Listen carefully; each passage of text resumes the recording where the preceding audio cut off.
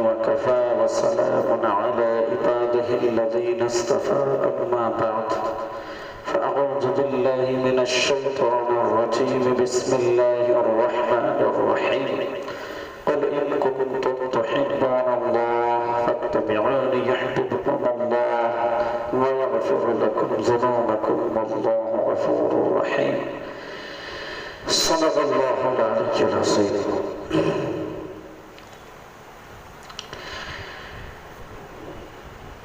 ہمارا مذہب اسلام ہے. انسان کو جب اللہ نے پیدا کیا تو پیدا کرنے سے پہلے ہی اللہ نے اس بات کا انتظام کیا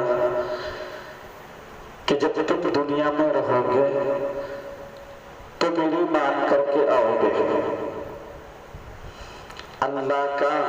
اللہ کی بات کو ماننا، اللہ کے حکم کو ماننا، جو حکم اللہ کے یہاں سے آئے اس کو ماننا، اور جو اللہ کے یہاں سے حکم لے کر آئے یعنی کہ نبی پیغمبر جس کو ہم کہتے ہیں اس کی بات کو سچا ماننا. جس کانسیپٹ میں یہ دو چیزیں شامل ہو گئی، جس کورس میں یہ دو چیزیں شامل ہو جائیں، نمبر 1 اللہ کے حکم کو ماننا، نمبر 2 اس بات کو ماننا، اس کتاب کو ماننا، اس حکم کو ماننا جو نبی اور پیغمبر اللہ کی طرف سے لے کے آئے. اس کا نام مذہب ہوتا ہے. مذہب اور مذہب کے معنی راستے کے آتے ہیں. مذہب کے معنی کیا آتے ہیں؟ راستے کے آتے ہیں. آپ عالمہ ہو، آپ نے پڑھا ہوگا مسائل کی کتاب میں، فقہ کی کتاب میں کہ امام ابو حنیفہ کا مذہب یہ ہے. تو اس سے مطلب یہ نہیں ہو جاتا کہ مذہب یعنی کہ اسلام بدل گیا، بلکہ مذہب کے معنی کیا ہوتے ہیں؟ راستے کے ہوتے ہیں. اور وہ ایسا راستہ اختیار کرنا کہ جو اللہ تک پہنچا دے، اس کا نام مذہب ہوتا ہے.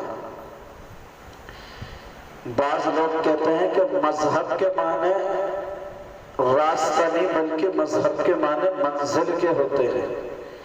ایسے منزل سے راستے کو پہنچ جانا، ایسے راستے سے منزل پہ پہنچ جانا کہ جہاں سے منزل پر پہنچ سکے، اس کا نام کیا ہے؟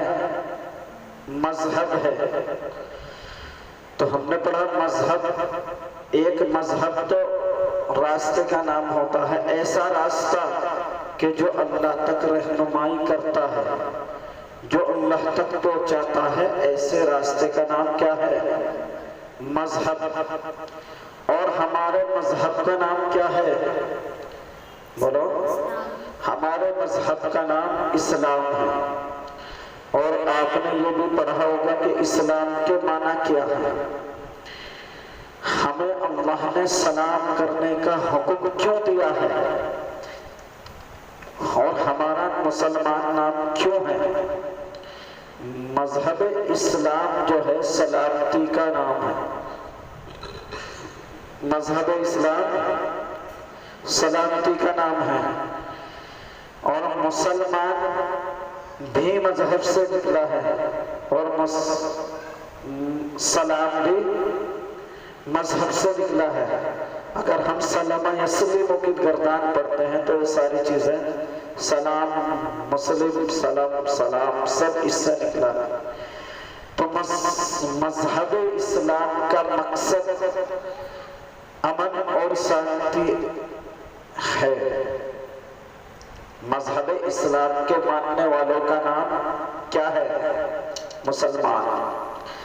مسلسل کس کو کہتے ہیں؟ مسلسل، لگاتار. کہ ایک کام کو مسلسل کیا جا رہا ہے، لگاتار کیا جا رہا ہے۔ تو مسلمان ہمارا اس لیے نام ہے کہ ہم مسلسل اللہ کی مانیں۔ سمجھ میں آیا؟ ہم لگاتار اللہ کی مانیں، ہمارا نام اس لیے مسلمان ہے۔ اور مسلمان کا کام یہ ہے، اللہ کے رسول صلی اللہ علیہ وسلم نے فرمایا من سلم یسلم بیدیہ بلسانہ ویدیہ، کہ مسلمان وہ ہے کہ اس کی ذات سے کسی کو کسی بھی طرح تکلیف نہ پہنچے، نہ زبان سے تکلیف پہنچے اور نہ ہاتھ سے تکلیف پہنچے۔ آج مسلمان ہمارا نام ہے، لیکن ہم یہ بھی خیال نہیں رکھتے کہ ہمارے کسی عمل سے کسی کو تکلیف ہو رہی ہے۔ تو ہمارا نام مسلمان سلامتی والا، ہمارا کام سلام کرنا سلامتی والا، اور ہمارا مذہب اسلام سلامتی والا۔ اس سلامتی والے مذہب کے ماننے والوں کے پیچھے شروع سے ایک فتنوں کا جال چلتا آیا ہے۔ یہ آج سے نہیں ہے، بلکہ اللہ کے رسول صلی اللہ علیہ وسلم نے جب سے اس کام کی شروعات کی تھی کہ اللہ کو ایک مانو، تمہارے بنانے والا ایک ہے، اس کو مانو، اور میں اللہ کی، یعنی کہ حضور صلی اللہ علیہ وسلم، میں اللہ کی طرف سے آپ کے لیے نبی بن کر آیا ہوں تاکہ آپ کو اللہ کا پیغام سنا دوں۔ بس اللہ کے رسول صلی اللہ علیہ وسلم نے یہ اعلان کرا، اور حضور صلی اللہ علیہ وسلم کے زمانے میں ہی اللہ کے رسول صلی اللہ علیہ وسلم کے گھر میں سے ہی فتنے شروع ہو گئے اٹھنے۔ تو سلامتی کے پیچھے فتنوں کا جال اب سے نہیں، اللہ کے رسول صلی اللہ علیہ وسلم کے زمانے سے ہے۔ یہ ہر دور میں فتنوں کا جال، ہر دور میں فتنے اللہ کے رسول صلی اللہ علیہ وسلم کے زمانے سے اٹھتے آئے ہیں، اور یہ قیامت تک اٹھتے رہیں گے۔ لیکن جیسے ہمارے ذمہ علم دین کا سیکھنا ہے، ہمارے ذمہ علم دین کا سکھانا ہے، جیسے ہمارے ذمہ اپنے بچوں کو پالنا ہے، ہمارے ذمہ روزی کمانا اور کھانا ہے، جیسے ہمارے ذمہ ضرورت کے سارے کام کرنا ہے، ایسے ہی ہمارے ذمہ اللہ کے رسول صلی اللہ علیہ وسلم جب دین لے کے آ رہے ہیں، اس دین کی حفاظت کرنا بھی ہمارے ذمہ ہے۔ اگر ہم نے اس دین کی حفاظت نہ کی اور ہم نے ان فتنوں کا دفاع نہ کیا، تو کل اللہ کے رسول صلی اللہ علیہ وسلم اور صحابہ اکرام رضوان اللہ علیہم اجمعین نے اگر ہمارا دامن پکڑ کے یہ پوچھ لیا کہ ہم نے تو آپ کے لیے قربانیاں دے کر 1400 سال بعد تک دین کی بقا کے لیے ہم نے قربانیاں دی تاکہ آپ تک دین پہنچ جائے، لیکن جب 1400 سال بعد میرے دین پر، اللہ کے دین پر فتنے کھڑے ہو گئے تھے، آپ نے اس کے لیے کیا کیا؟ اگر کل قیامت کے میدان میں اللہ کے رسول صلی اللہ علیہ وسلم نے ہم سے سوال کر لیا تو ہم اس کا کیا جواب دیں گے؟ جواب ہے ہمارے پاس کہ ہم اس جواب سے چھوڑ جائیں گے کہ اللہ کے نبی ہم 5 وقت نماز پڑھتے تھے، 5 وقت نماز تو فرض ہے، کہ ہم اس بات سے چھوڑ جائیں گے کہ اللہ کے نبی ہم علم دین سیکھتے تھے، سکھاتے تھے؟ اللہ کے رسول صلی اللہ علیہ وسلم سے بڑا مدرسہ کس کا مدرسہ ہوگا؟ اللہ کے رسول صلی اللہ علیہ وسلم جہاں تعلیم دیتے تھے اس مدرسے کا نام کیا تھا؟ کیا تھا اس مدرسے کا نام؟ ہے؟ جوڑ سے بولو۔ اس مدرسے کا نام تھا صفہ۔ کیا نام تھا مدرسے کا؟ اللہ کے رسول صلی اللہ علیہ وسلم کے مدرسے کا نام صفہ تھا۔ اللہ کے رسول صلی اللہ علیہ وسلم کے پاس یہاں صحابہ اکرام علم دین سیکھتے تھے۔ بعض صحابہ یعنی کہ بعض شاگرد تو اللہ کے رسول صلی اللہ علیہ وسلم کے ایسے تھے کہ انہوں نے اپنی زندگی کو ہمیشہ ہمیشہ کے لیے وقف کر دیا تھا، قربان کر دیا تھا کہ ہمیں پیسہ بھی نہیں کمانا، ہمیں دنیا بھی نہیں کمانی، ہمیں روٹی بھی نہیں کمانی، جو اللہ کے رسول صلی اللہ علیہ وسلم کے در سے مل جائے گا کھا لیں گے، جو مسلمان لوگ دے دیں گے کھا لیں گے۔ ہمیں حضور صلی اللہ علیہ وسلم کے در سے صرف علم دین سیکھنا ہے۔ کچھ صحابہ تو ایسے تھے ان میں جن میں سے ذکر آتا ہے حدیث پاک کے اندر کہ صفہ کے 70 لوگوں کی، 70 صحابہوں کی، 70 آدمیوں کی جماعت ایسی تھی جو کام دھندا بھی نہیں کرتی تھی، جو کچھ بھی نہیں کرتی تھی، اللہ کے رسول صلی اللہ علیہ وسلم سے علم دین سیکھتی تھی۔ حضور صلی اللہ علیہ وسلم کی خدمت میں رہتی تھی اور ان سے شریعت کے مسائل، قرآن کریم، حدیث پاک سن سن کر یاد کر کر لکھتے تھے، حفظ کرتے تھے، جن کے ذریعے آج ہم مسلمان بیٹھے ہیں۔ سمجھ میں آیا؟ ہم حدیثوں کو پڑھتے ہیں بہت، ہم دینی کتابیں پڑھتے بہت ہیں، لیکن ہماری سمجھ میں کبھی یہ نہیں آتا کہ ہم مسلمان کیسے رہے۔ ہم آج اللہ کے رسول صلی اللہ علیہ وسلم کو 1400 سال بعد ہو گئے ہیں، ہم 1400 سال بعد بھی مسلمان کیسے ہیں؟ ہم 1400 سال بعد مسلمان یوں ہی نہیں ہیں۔ ہم اللہ کو پہچاننے والے، اللہ کے رسول صلی اللہ علیہ وسلم کو پہچاننے والے ایسے ہی نہیں ہیں۔ اس کے پیچھے ہمارے بزرگوں نے دین کی، صحابہ اکرام کی بہت بہت بڑی قربانیاں ہیں، بہت قربانیاں ہیں۔ حضرت بلال رضی اللہ تعالیٰ عنہ کا واقعہ آپ سنتے ہی ہوں گے، کس قدر اذیت اٹھائی ہے، لیکن اللہ کے ایک ہونے کا ہمیشہ اقرار کیا ہے، کبھی بھی انکار نہیں کیا۔ اتنا اب ذرا تصور کرو، ذرا سوچو اپنے ذہن میں کہ آج گرمی کا موسم ہے، اگر ہمارے سر پر سے پنکھا بند ہو جائے، چاروں طرف کے کواڑ بند ہیں، تو ہم پر کیا بیتے گی؟ آپ بیٹھ سکتے ہو یہاں؟ بیٹھ سکتے ہو؟ نہیں بیٹھ سکتے نا۔ میں بھی یہ کہہ دوں گا بھائی چلو ملتوی کر لو، پھر کر لیں گے، آج لائٹ بھاگ گئی۔ لیکن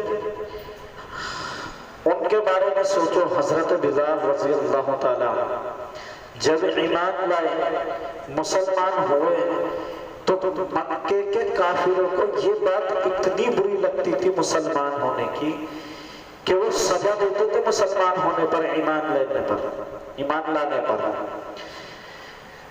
غلامی کا دور تھا، لوگ خرید لیا کرتے تھے اس وقت میں کہ اپنے بچے کو بیچ دے میرے ہاتھوں، فلا اتنے درہم میں یا اتنے دینار میں یا اتنی دولت میں یہ ہمیشہ میری خدمت کرے گا، لوگ بیچ دیتے تھے۔ ایسے ہی حضرت بلال رضی اللہ تعالیٰ عنہ جو ہے غلام تھے، کس کے تھے؟ کس کے غلام تھے حضرت بلال؟ شروع میں ابو جہل کے غلام۔ جب ایمان لائے تو ایمان لانے کے بعد انہیں اتنی تکلیف دی گئی، ریگستان کے خشک ریگستان میں۔ اب ذرا تصور کرو، یہ مئی جون کے مہینے میں آپ ننگے پیر سڑک پہ نہیں چل سکتے، یا چل سکتے ہو؟ اس وقت میں آپ سڑک پہ جا سکتے ہو رات دوپہر کے 1 بجے؟ ہاں، یہاں ہاشم پورے سے لے کر سافر گیٹ تک بھی ہم سڑک پہ نہیں جا سکتے، اور یہ تو ماشاءاللہ ہمارے ساتھ میں ٹھنڈے پانوں کا بھی بندوبست ہے، ہم اچھے کپڑے پہنے ہوئے ہیں، اچھی غذائیں کھاتے ہیں، لیکن حضرت بلال رضی اللہ تعالی عنہ غریب آدمی، تن پہ پھٹے ہوئے کپڑے، غلام، لیکن ایمان لانے کی وجہ سے ان کو کیا سزا دی جاتی تھی کہ خشک ریگستان میں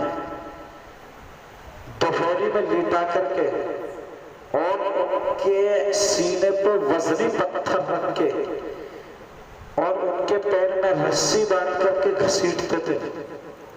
ابو جہل بدبخت گھسیٹتا تھا اور وہ یہ کہتا تھا کہ بلال یا تو ایمان سے پھر جا یا اسی حال میں مر جا۔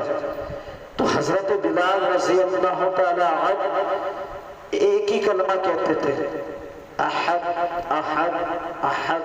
کیا مطلب ہے اس کا؟ کیا مطلب ہے اس کا؟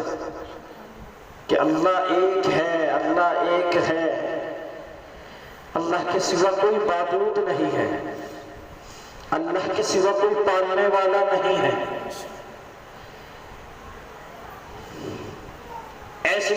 ایسی قربانیاں صحابہ اکرام رضوان اللہ علیہم اجمعین نے ہم تک 1400 سال بعد دین پہنچانے کے لیے دی ہیں۔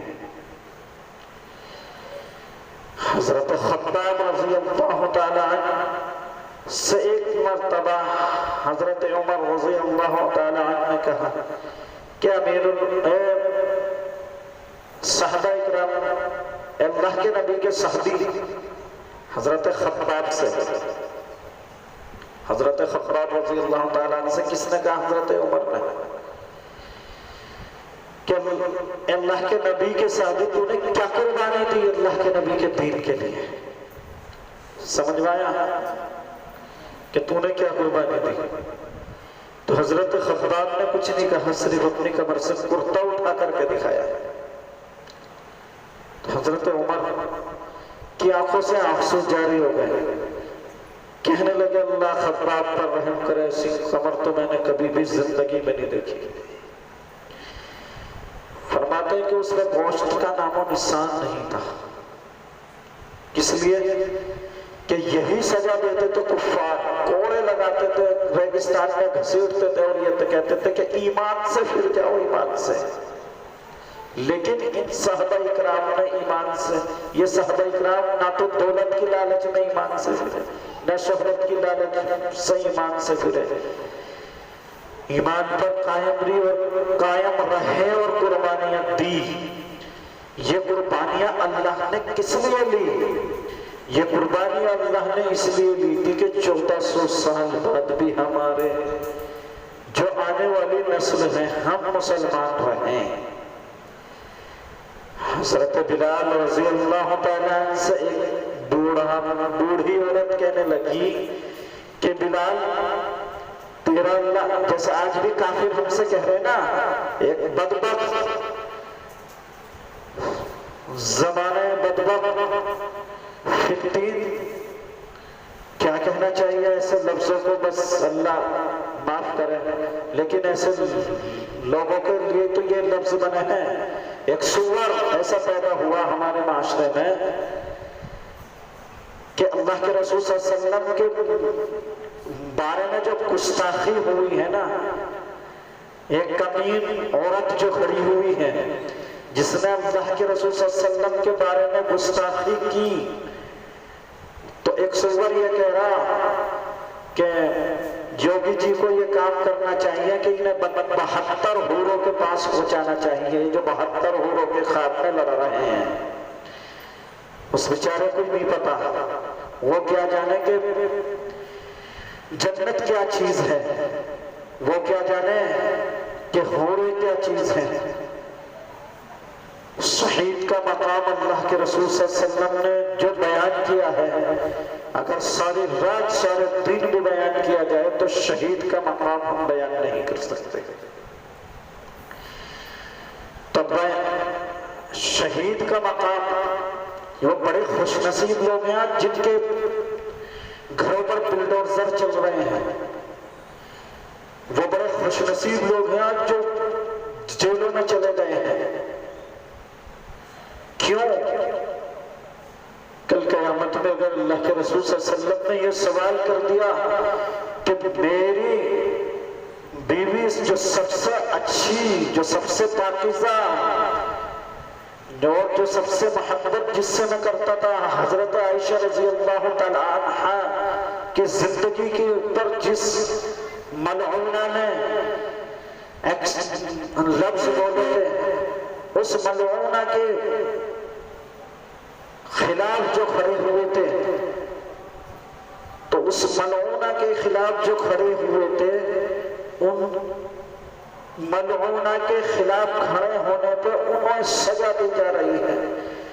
تو وہ کل قیامت میں اللہ کے رسول صلی اللہ علیہ وسلم کے سامنے کھڑا ہو کر یہ کہہ سکتے ہیں کہ اللہ کے نبی امی عائشہ کی عزت پہ ایک ملعونہ نے انگلی اٹھائی تھی تو ہم کھڑے ہوئے تھے، ہم نے اپنے گھر بھی داؤ پر لگا دیے تھے، ہم نے اپنی زندگی، اپنی جوانی بھی داؤ پر لگا دی تھی، تو امی عائشہ رضی اللہ تعالی عنہا کی عزت کے خاطر اگر اللہ کے نبی صلی اللہ علیہ وسلم ان کا ہاتھ پکڑ کر یہ کہہ دیا کہ آ جاؤ تم میری طرف ہو، تم نے میری عائشہ کی عزت کی حفاظت کے لیے قربانیاں دی تھی، تم ایسے زمانے میں کہ جب کوئی بھی آواز، بڑے بڑے مدرسے والے بھی خاموش تھے، بڑے بڑے علماء اکرام محدث بھی خاموش تھے، لیکن ایک پنج وقتہ نماز پڑھنے والا آدمی یا ایک پنج وقتہ نماز پڑھنے والا بھی نہیں تھا،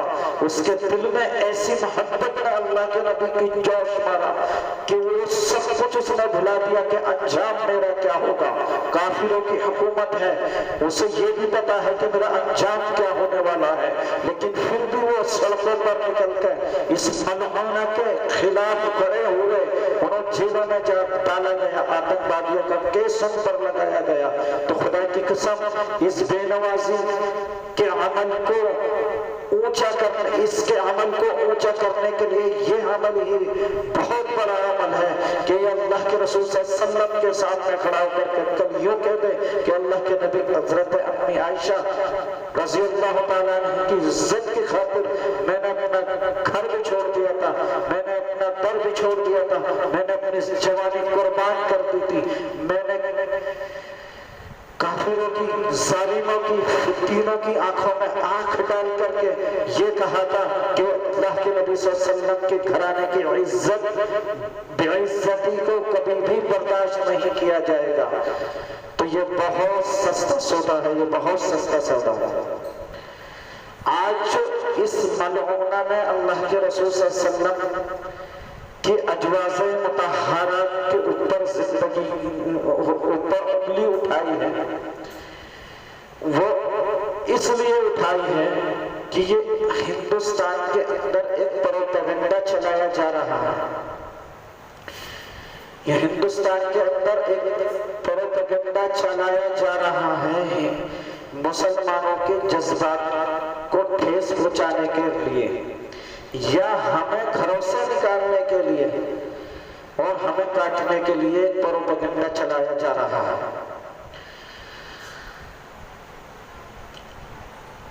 اور ہم میں بھی کچھ لوگ ایسے ہیں ناعلم، ناواقف، کہ ان کی باتوں سے متاثر ہو جاتے ہیں کہ ہاں بات تو صحیح ہے کہ اللہ کے رسول صلی اللہ علیہ وسلم نے 9 سالہ بچی سے شادی کی تھی، ہے نا؟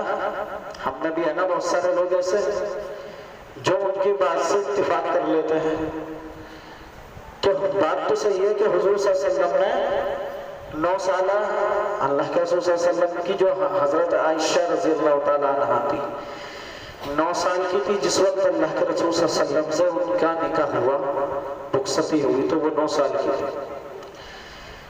تو یہ بیچارے نادان ویسے تو سائنس کا دعویٰ کرتے ہیں، ٹیکنالوجی کا دعویٰ کرتے ہیں اپنے پاس ہونے کا، لیکن اللہ نے ان کی عقل کو مردود کر دیا، اللہ نے ان کی عقل کو چھین لیا۔ ارے بدبختوں، تمہیں اتنی عقل نہیں ہے کہ پہلی بات تو یہ ہے کہ اسلام جو ہے فطرت ہی مذہب ہے، فطرتی مذہب ہے. سمجھ میں آیا؟ اسلام کیا ہے؟ فطرتی مذہب ہے. اسلام فطرت کو فالو کرتا ہے، یا یہ کہو کہ فطرت اسلام کو فالو کرتی ہے. دونوں میں سے دونوں بات صحیح. اگر ہم اپنی ذہن سے سوچیں، اپنی فطرت میں یہ شامل کریں کہ پتھر کی مورتی اگر ہمیں بناتی تو ہم نے اسے اپنے ہاتھ سے کیوں بنایا؟ سمجھ میں آ رہا بات؟ اگر اس پتھر کی مورتی کے اندر کوئی بھگوان ہے تو ہم نے اسے اپنے ہاتھ سے کیوں تراشا؟ یہ خود کیوں نہیں تراشی گئی اپنا فی؟ تو یہاں ہمیں شک پیدا ہوتا نہیں ہوتا ہے، کیونکہ شک پیدا ہونے انسان کی فطرت ہے. تو مذہب اسلام جو ہے فطرتی مذہب ہے. تو ہماری فطرت اس بات کو بتاتی ہے کہ جو ہمیں بنانے والا ہے اس کو کسی نے نہیں بنایا. سمجھ میں آیا؟ جو ہمیں بنانے والا ہے ہم اس کو کسی نے نہیں بنایا. کیونکہ سوال یہی اٹھتا ہے کہ اور اس کو کس نے بنایا، تو پھر اس کو بنانے والے نے کس نے بنایا؟ سمجھ میں آیا؟ تو وہ اللہ نے قرآن کریم میں بات صاف کر دی، قل هو اللہ احد، کہ محمد صلی اللہ علیہ وسلم کہہ دیجئے کہ جس کی میں عبادت کرتا ہوں وہ معبود برحق اللہ ہے اور وہ اکیلا ہے. اللہ الصمد، وہ بے نیاز ہے. بے نیاز وہ کیا ہے؟ بے نیاز ہے. بے نیاز کس کو کہا جاتا ہے؟ کہ جس کو کسی بھی چیز کی کبھی بھی کیسے بھی پرواہ نہ ہو، جو ہر چیز بنا سکتا ہو، ہر چیز کر سکتا ہو، اور اس کے اندر کسی چیز کا کوئی دخل نہ ہو. بھئی ایک انسان نے اس پنکھے کو بنایا تو انسان بے نیاز ہے، کیونکہ دوسرا اسے بگاڑ بھی دے گا، ہے نا؟ تو انسان بے نیاز نہیں ہو سکتا. یہاں بے نیازی ختم ہو گئی.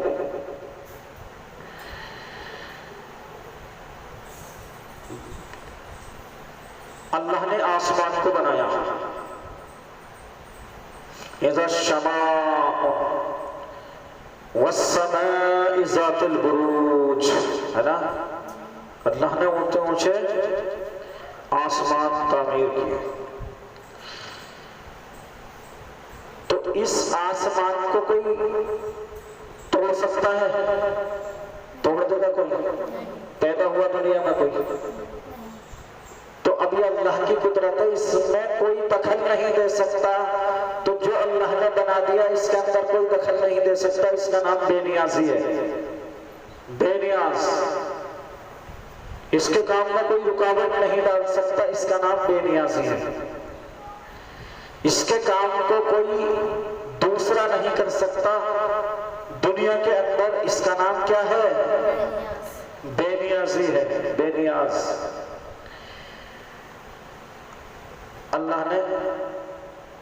اللہ کیا کہتا ہے؟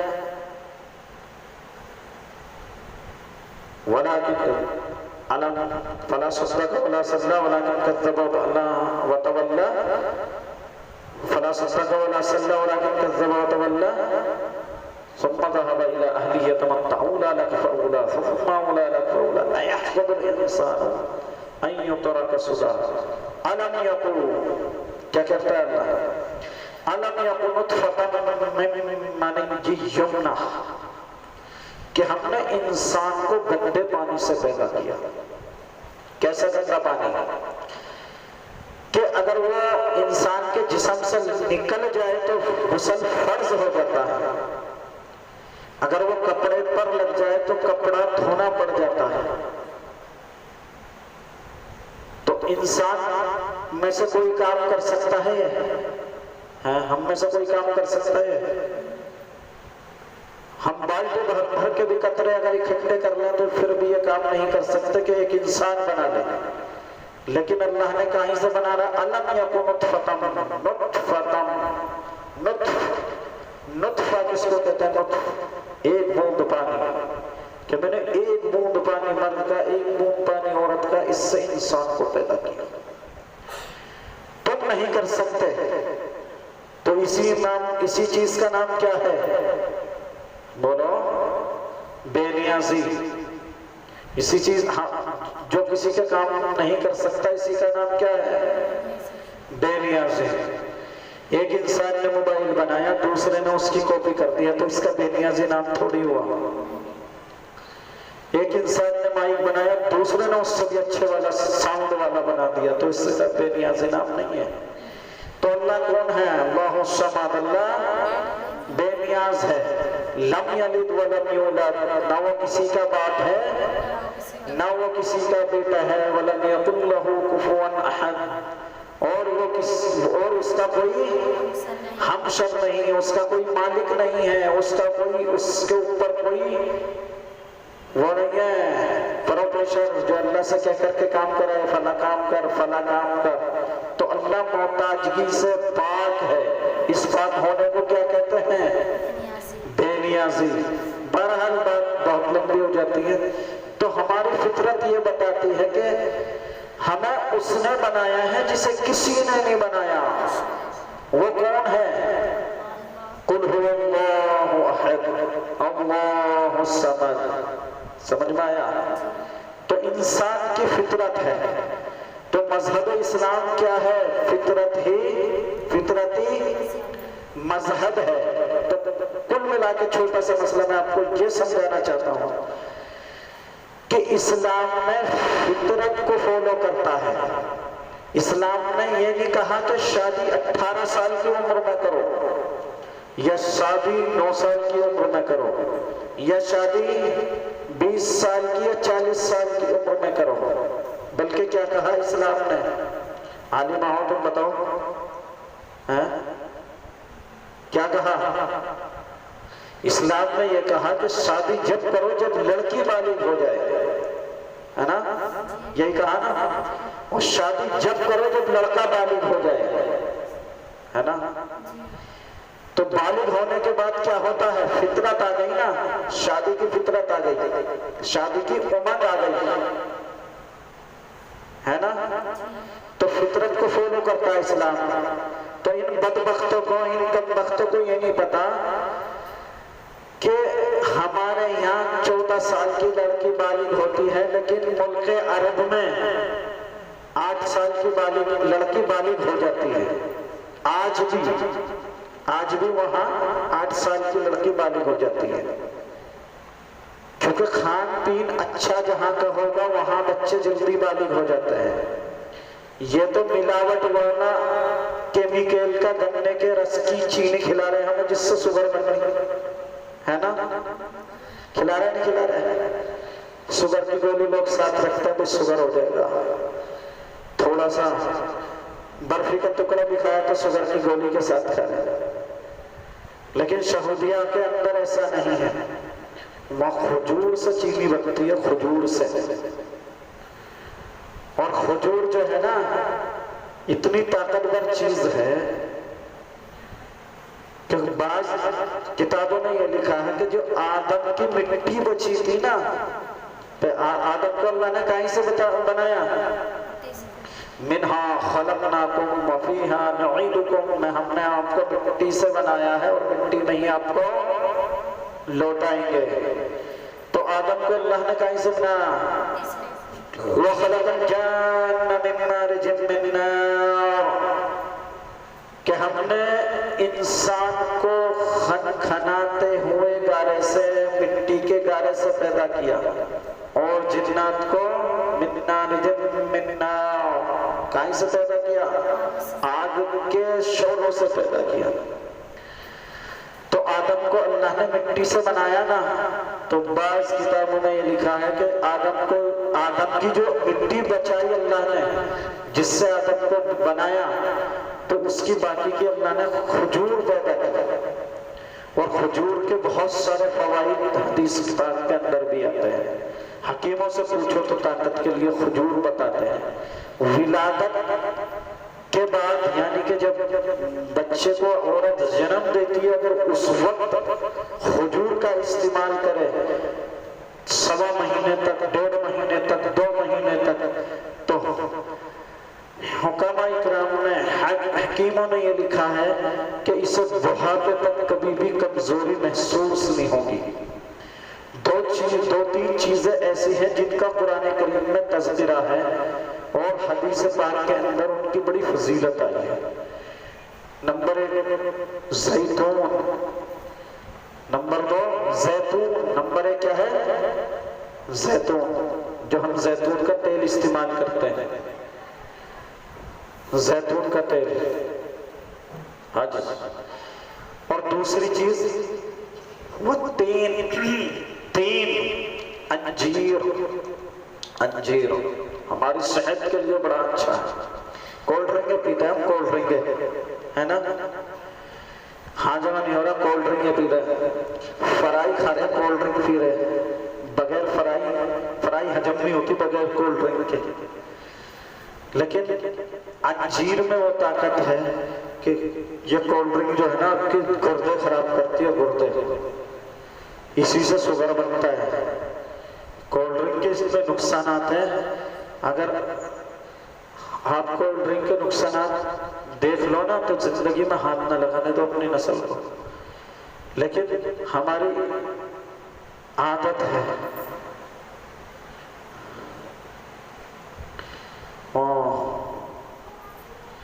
العجبی آفت اللبی کہ جس چیز سے انسان کو روکا جاتا ہے وہ اس کی طرف زیادہ مائل ہو.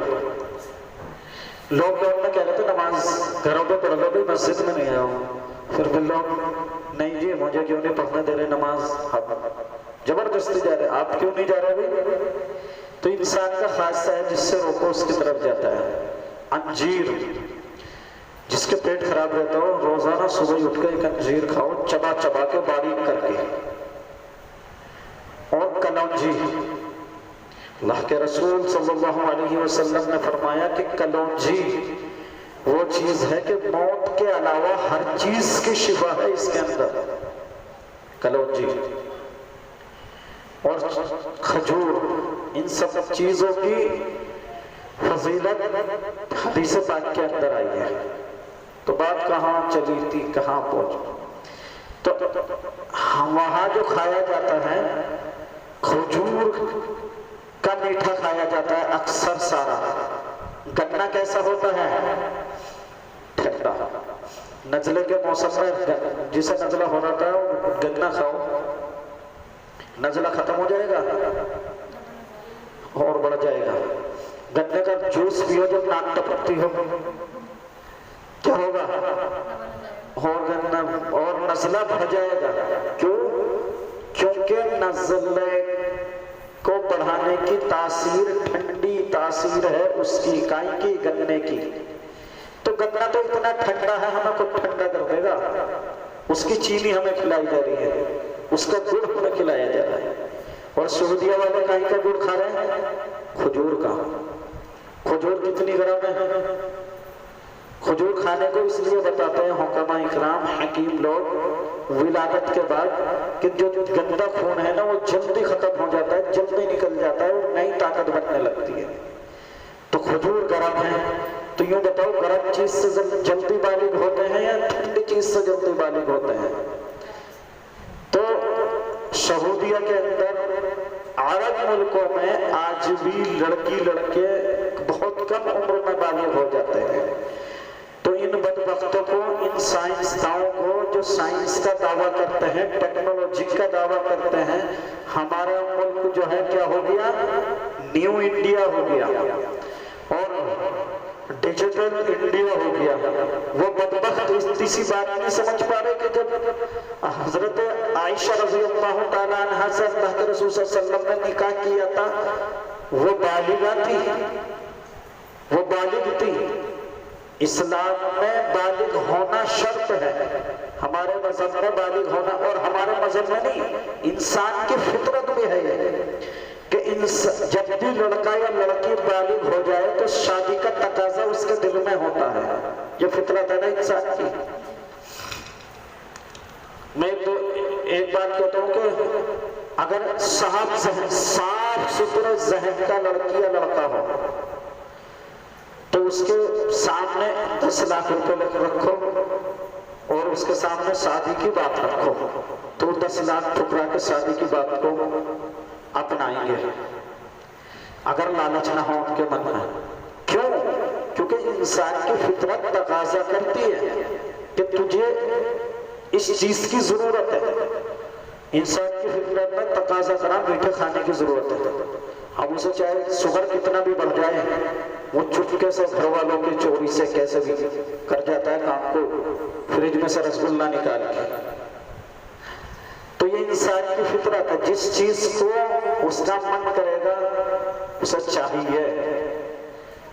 تو بالغ ہونے کے بعد شادی کرنا یہ انسان کی فطرت میں شامل ہے اور فطرت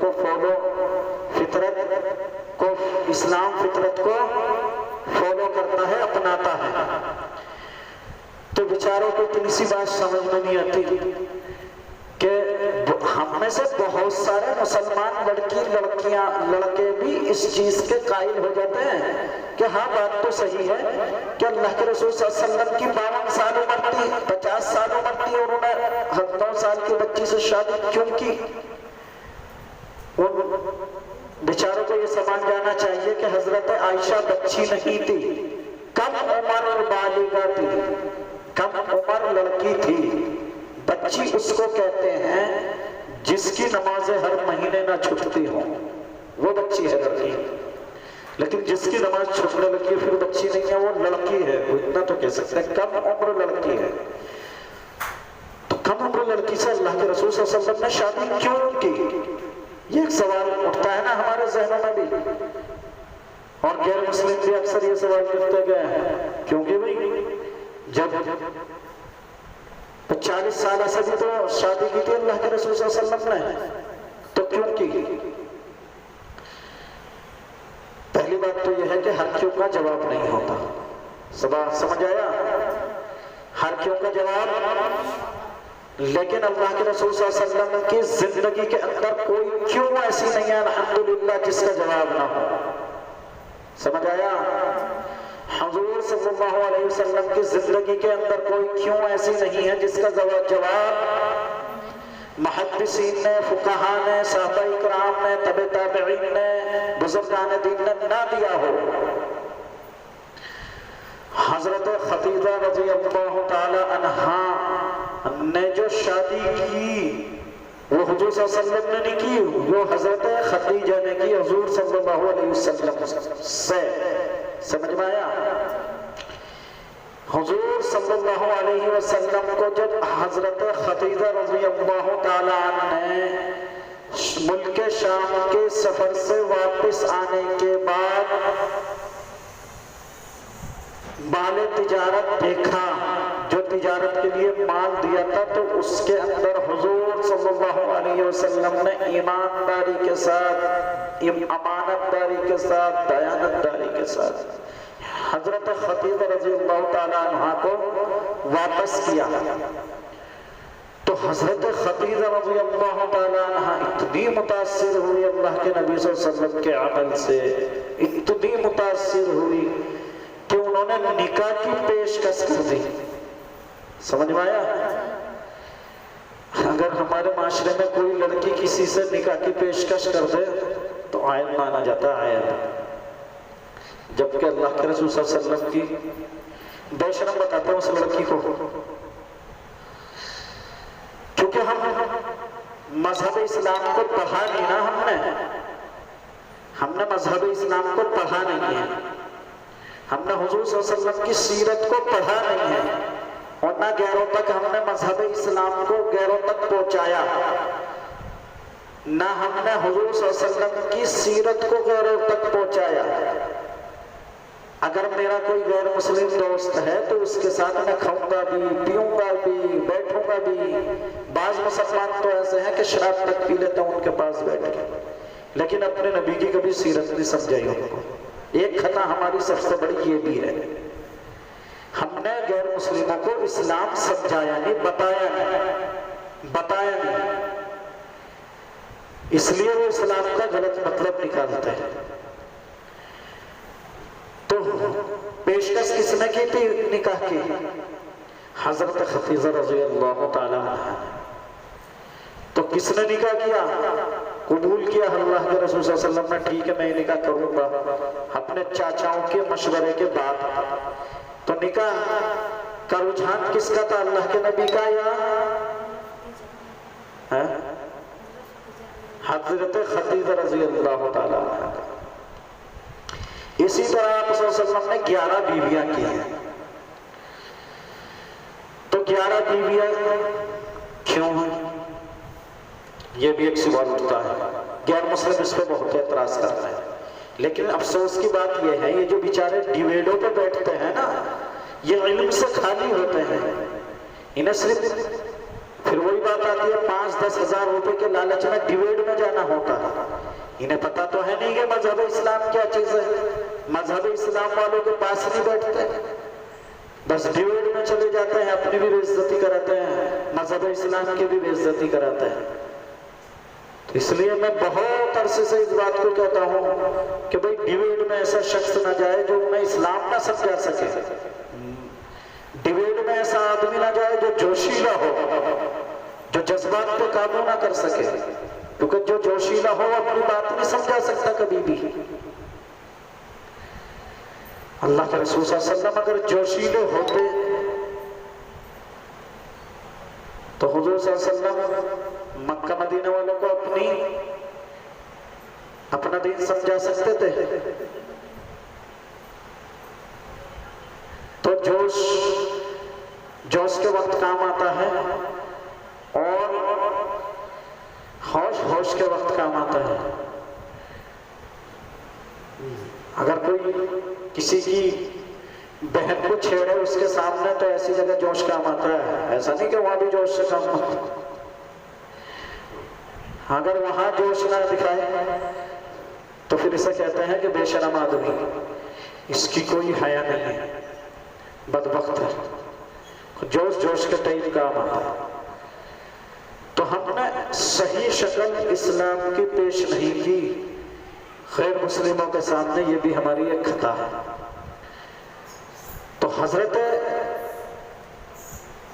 خدیجہ رضی اللہ تعالی عنہ کو جب بھی اللہ کے رسول صلی اللہ علیہ وسلم یاد کرتے تھے تو انتقال کے بعد اللہ کے نبی صلی اللہ علیہ وسلم کی آنکھوں سے آنسو آ جاتے تھے۔ کیا بات تھی ہے؟ کیونکہ حضور اکرم صلی اللہ علیہ وسلم کو حضرت خدیجہ نے ایسی مصیبتوں میں سہارا دیا ہے، ایسی مصیبتوں میں اللہ کے رسول صلی اللہ علیہ وسلم کا ساتھ دیا ہے کہ بعض محدثین نے تو یہ لکھا ہے کہ اسلام کی بنیاد حضرت خدیجہ رضی اللہ تعالی عنہ سے۔ سمجھ میں آیا یا نہیں آیا؟ تو پھر اس 9 سالہ میں یہ بتاتا کہ 11 بیویاں اللہ کے رسول صلی اللہ علیہ وسلم نے کیوں کی؟ کیونکہ دین کی شروعات تھی، جب حضور صلی اللہ علیہ وسلم کی زندگی کی شروعات تھی، اسلام کی شروعات تھی۔ 11 عورتوں سے نکاح کیا تو 11 خاندانوں سے جڑ گئے نا اللہ کے رسول صلی اللہ علیہ وسلم، ہے نا؟ اور 11 خاندانوں سے جڑے تو 11 خاندانوں کے اندر اسلام کی تبلیغ پہنچے گی، اسلام کی تعلیم پہنچے گی۔ تو 11 خاندانوں سے جب پہنچے گی تو 11 خاندانوں کا کنیکشن کہاں ہوگا؟ اور پھر جو یہ 11 بیویاں تھیں وہ یہ بتانے کے لیے بھی تھی کہ حضور صلی اللہ علیہ وسلم کا کمرے والا دین کیا ہے۔ سمجھ میں آیا؟ بھئی مسجد والا دین تو صحابہ اکرام نے بیان کر دیا ہے نا، صحن والا دین تو حضرت فاطمہ نے بیان کر دیا،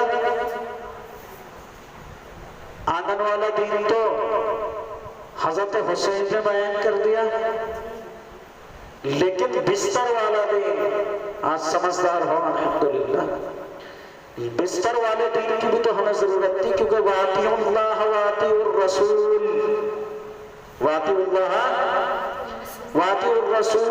اللہ نے قرآن میں فرمایا کہ تمہیں جب تک تم وَأَطِیعُوا اللَّهَ میرے حکم کو نہ مانو، وَأَطِیعُوا الرَّسُولَ میرے نبی کی زندگی کے ایک ایک لمحوں کو فالو نہ کرو، نہ اپناؤ، جب تک تم کامیاب نہیں ہو سکتے۔ تو سارا دن تو اب ہم تک آ گیا، لیکن خلوت والا دین، تنہائی والا دین، بستر والا دین، یہ بھی تو ہم تک آنا تھا۔ یہ کون بتائے گا ہمیں؟ یہ اللہ کے رسول صلی اللہ علیہ وسلم کی جوزائے مطہرہ نے ہمیں بتایا، کبھی حدیث کی شکل میں، کبھی مسائل کی شکل میں۔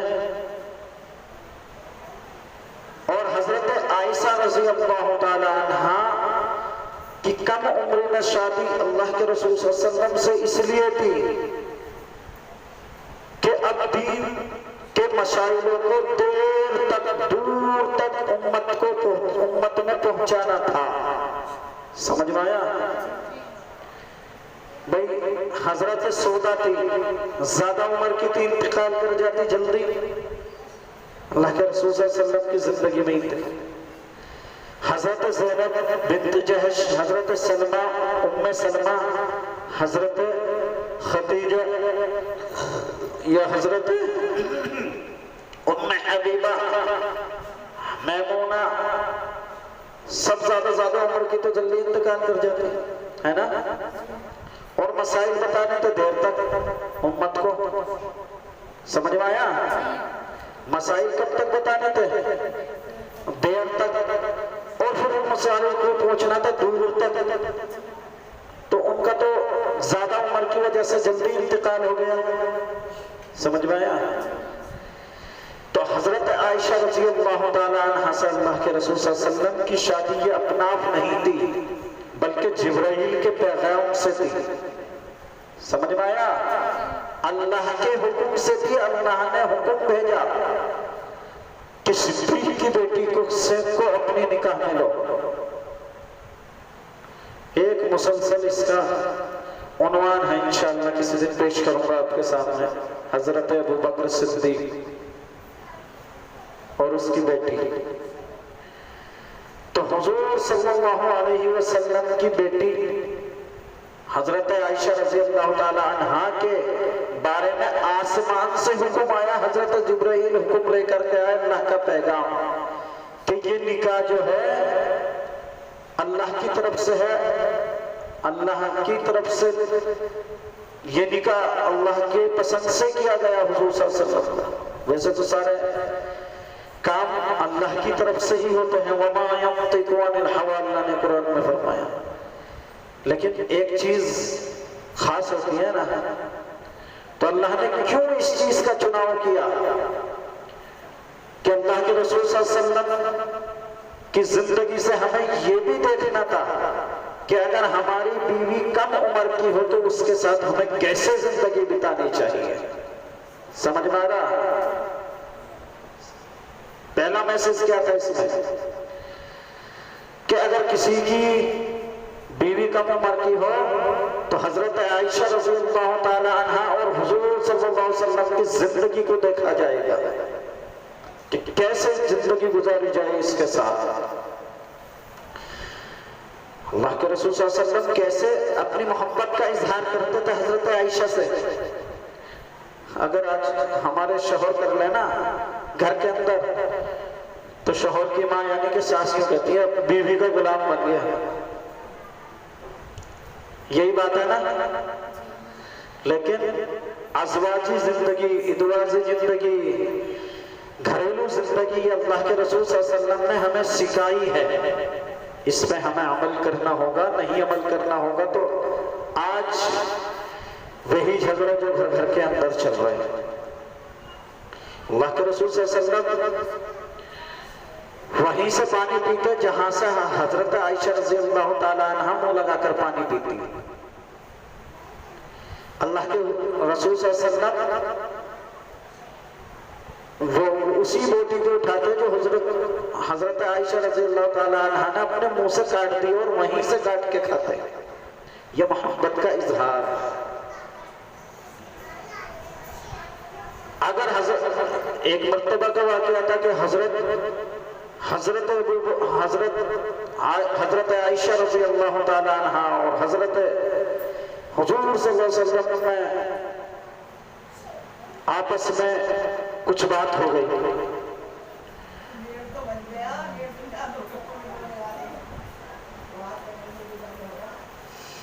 آپ دیر سے بھی تو آئے تھے نا, 12 بجے سے آپ کے انتظار کر کے ہم نے 5 بجے شروع کیا. آپ دیر سے بھی تو آتے ہو نا. اب میں کیا کروں, 12 بجے یہاں مل جاؤں مجھے, 1 بجے ختم اذان پہ. مسئلہ تو وہی ہے. پھر بتاؤ 12:30 بجے یہاں کوئی بھی نہیں تھا. بھئی آپ بھی تو 12 بجے آؤ, اذان پہ ختم 1 بجے. تو 12 بجے آؤ بھئی آپ. اگر آپ 12 بجے آ جاؤ اگلے بار سے تو اذان پہ دعا ہو جائے گی. 1 بجے اذان ہوتی ہے, 5 منٹ ہو. کیا بتا رہا تھا میں؟